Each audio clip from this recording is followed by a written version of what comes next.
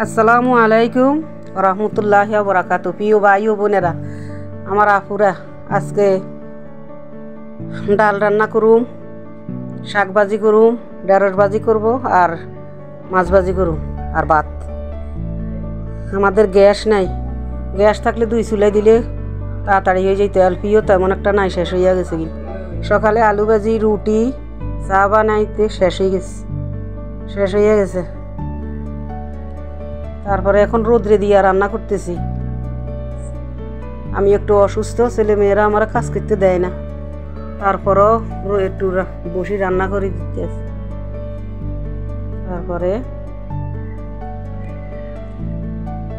অনেক রোদ্রের তাপে বসতে পারতেছি না। বাইরে লাড়কির চুলা দিয়েছে, চুলা দিয়ে রান্না করতে আসি।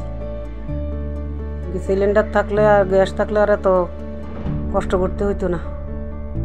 ছেলে মেয়েরা মাছ মাংস ছাড়া কিছুই খায় না, একটু তরকারি খায় না, কিছু খায় না। মানে সামান্য একটু করতে আসি, এটা 2 দিন থাকবো পাতিলে। তারপরে সামান্য একটু শাক ভাজি করি, তাও খাইতে খায় না।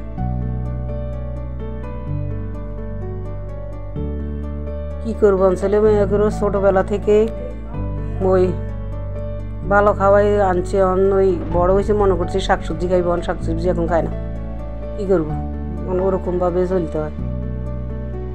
তারপরে মরিচ দিয়ে বাগার দিতে আসি, শাকটাও বাগার দিয়ে দিয়েছি। অল্প একটু মাছ ভাজি করতে আসি, আমি আর আমার বড় মেয়ে খাবো।